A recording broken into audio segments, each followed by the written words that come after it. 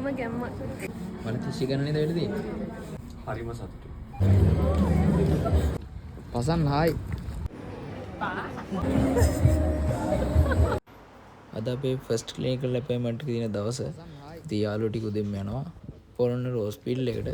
දැන් මේ ඉන්නේ පොළොන්නරු හොස්පිටල් එකේ. ෆැසිලිටිස් එම් ගොඩක් හොඳයි. මට තිබ්බ අපොයින්ට්මන්ට් එකේ ස්ක්‍රබ් එක අඳින්න බැරි වුණා. අපි යාළුවෙන් අහලා බලමු එයාට මොකද හිතෙන්නේ කියලා. රුහිත් දාන්න නැති කෙනෙක් මොකද හිතෙන්නේ? මට තියෙනවා යකෝ මේ. ඉතින් අපි එක්සෑම් එකෙන් පාස් වෙලා ස්ක්‍රබ් අඳින පළවෙනි දවස මේ දවස මේ පොළොන්නරු හොස්පිටල් එකේ ඔඩිටෝරියම් එක. ඉතින් පොළොන්නරු හොස්පිටල් එකෙන් ඉතින් අපිව සාදරයෙන් පිළිගත්තා. අපි උදේ 8ට විතර හෝල් එකට ආවේ. ඒ උනාට සෙරමනි එක පටන් ගන්න ටිකක් වෙලා යන හින්දා අපිට පුරුදු සින්දුවක් දාලා තිබ්බා. කට්ටිය ඒකට පොඩි ඩාන්ස් එකක් දාලා රියැක්ට් කරා. ඔය ජනිත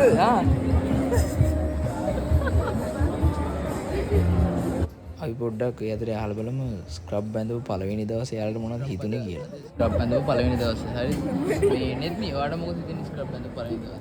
පුදුම ගැම්මක්. හරිම සතුටුයි. මට මොකුත් හිතෙන්නේ නැහැ. ඔයාලට මොකද හිතෙන්නේ ස්ක්‍රබ් එක ඇදම නැති එක?